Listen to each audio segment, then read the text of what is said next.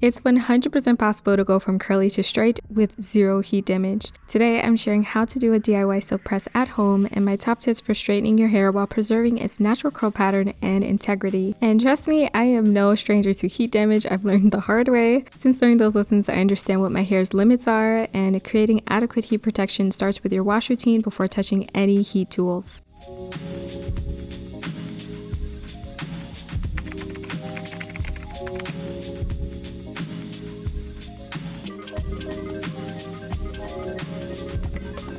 I always start my DIY silk press with a really good wash day routine. So first up, I like to pre-poo and deep condition my hair with this deep conditioner to protect the elasticity of my curls while strengthening them with silk amino acids, which is a natural protein. I always pair my deep conditioning sessions with a heat cap to make sure that it is fully absorbed into the cuticle. Now that my hair is properly treated, I always remove any surface buildup with my Come Clean shampoo. It does a great job at clarifying without robbing the hair of moisture. I detangled my hair with this lightweight strengthening conditioner. Using something lightweight allows your silk press to be soft and flowy. This one contains vegan silk proteins to strengthen and protect the hair from damage.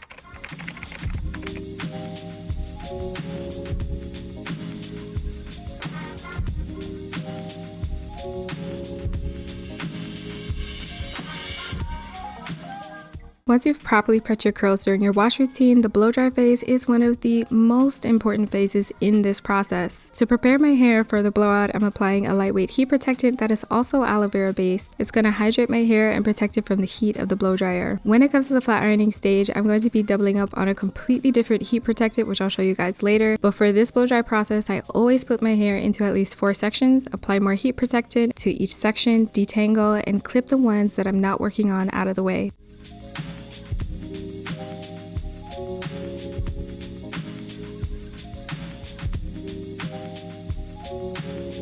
To blow out my hair, I'm going to be testing out the Tymo Air High Blow Dryer, which is specifically designed for curly hair. In the box comes a velvet bag to store the blow dryer, a starter manual, plus 3 magnetic attachments. The first one is an adjustable diffuser attachment for drying curls. Obviously, I'll be saving that for another time. The second one is a styling nozzle to stretch your hair, and the third is a comb attachment, which is what I'll be using for my entire blowout. And girl, let me tell you, once these attachments are on, they aren't going anywhere. I was high-key surprised that I had to put a little bit of muscle into it to get it to come off.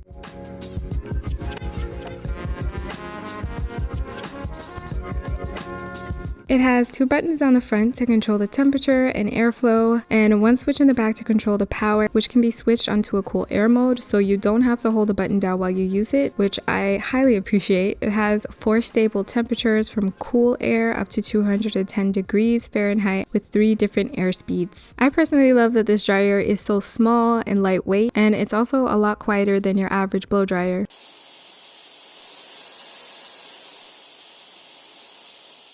Word on these internet streets is that this blow dryer is supposed to be a more affordable Dyson blow dryer dupe, costing around half the price, so let's see. The most exciting thing about this dryer is that it claims to dry hair with a high air speed instead of high heat in 10 minutes. The lower temperatures we have to work with, the more gentle it will be for our hair, so I'm all for that. And I have a lot of hair, so I feel like the 10-minute time frame was a bit of a stretch, but I was extremely surprised when my hair started to become easily blown out in about 3 minutes. Because of its ionic technology, it helps to get rid of frizz, giving sleeker, smoother hair, and I have to say, in my case, that was definitely true. I was kind of shook because of how smooth it was making my blowout. That's suspicious. And I've never been able to get a blowout this smooth at home, like ever. The main objective is to get your curls as straight as possible during this phase to avoid using too many passes with a flat iron, because when we use a flat iron, this is where the damage could potentially happen. So I want to be as mindful and minimal as possible when it comes to the amount of passes we do. And to get through my blowout as quickly as possible, I split my hair into 4 sections, set the dryer to 210 degrees at its highest speed. After my hair is fully stretched, I did a cool shot over the section to help close the cuticle. Before moving on to the next sections, I applied more heat protectant for a more even coverage and detangled it before going through with the blow dryer. 3 minutes. I've never been able to do this in 3 minutes. When you're blow drying, make sure there aren't any damp spots left. If there are, go back and blow dry those sections until they are bone dry. One way to majorly damage natural hair is by flat ironing slightly damp or wet hair.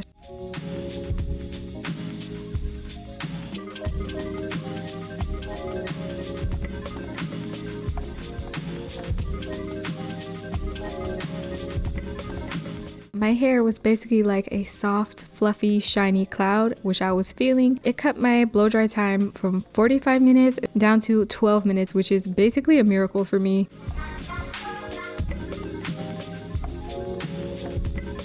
To reduce overwhelm, always flat iron your hair in small sections. I use alligator clips to keep smaller sections out of the way while I'm working on the others. Usually when I'm parting up my hair, I start with splitting my hair down the middle and part it ear to ear into 4 sections to stay organized. This is going to help you get through flat ironing your hair without snagging or ripping your hair out.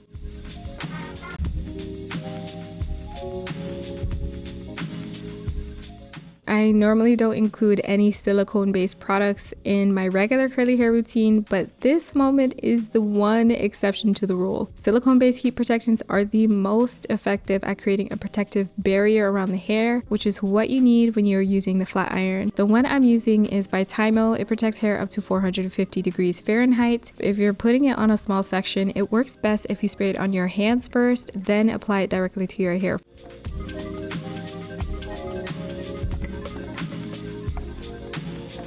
Titanium flat irons get way too hot and are more likely to damage hair. Ceramic flat irons distribute the heat in a way that is less aggressive on the hair. To flat iron my hair, I'm using the T3 Single Pass X. Depending on whether your curls are healthy or damaged, you'll want to adjust the heat accordingly. For damaged hair, meaning if you color your hair or it is heat damaged already, you'll want to stick with the lower temperature settings. For healthy hair, start at the lowest heat setting and work your way up depending on how your hair responds. To help me straighten my curls in one pass, I'm using this Denman straightening brush. It works so much better than a fine tooth comb for the chase method, and of course you could go ahead and use a fine tooth comb, that also works, but I find that the grip on this Denman brush works better to give me the smoothest results because of how it distributes the hair before the flat iron passes over it. Ideally, you want to do a couple tiny passes over the roots and slowly move it down the rest of your hair once. My curls are currently in a healthy, non-damaged state, so I'll be starting at 350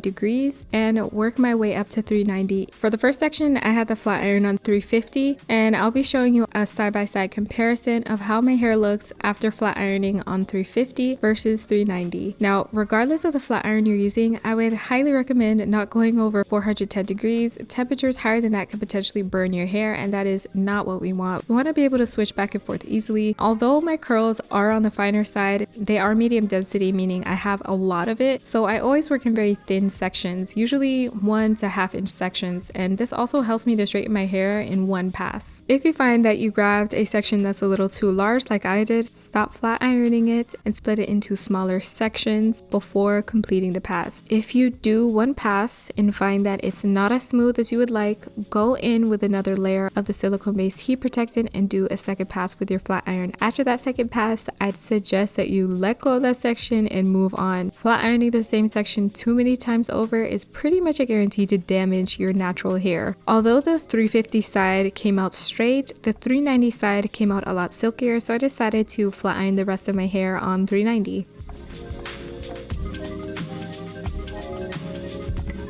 If you notice your hair is starting to revert, it's a wise choice to experiment with some stretch styles versus flat ironing it. Now, a major tip I learned from a natural hairstylist that specializes in silk presses is that flat ironing dirty hair causes heat damage. Your heat protectant is designed to protect clean hair, not hair with buildup. So once your scalp begins producing oils, it's slowly creating buildup on your hair. Do your very best to try out maybe bantu knots, twist outs, or braid outs once you see it begin to revert. Once you've completed your silk press, take time to put your flat iron away somewhere that you won't be tempted to reuse it and touch up your hair. Keep a silk or satin scrunchie handy to tie the flat iron pieces out of the way while you finish the rest of your hair. Using alligator clips on those sections can create weird dents in the hair that will only come out if you flat iron it again. Those clips are best to section off blow-dried hair, not freshly pressed hair. I find that when I use the silk scrunchie, it never leaves any creases in freshly pressed hair.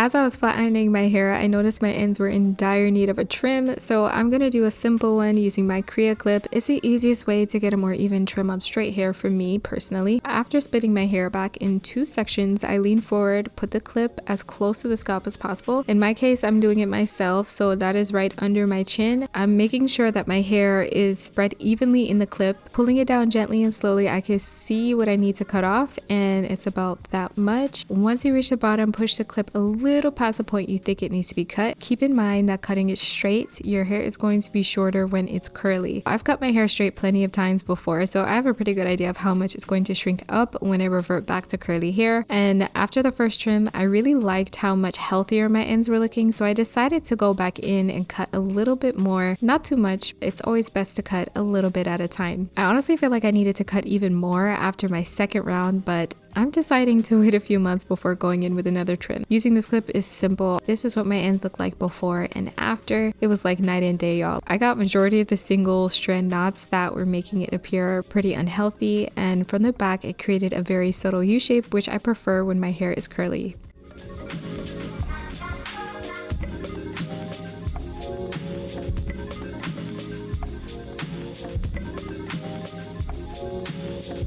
To get rid of any frizz and to help out my ends, I'm adding a few drops of my DIY herbal oil. It's made up of oils that are able to easily penetrate the hair shaft versus just sitting on top. It's keeping my hair super healthy while giving my silk press a glossy finish.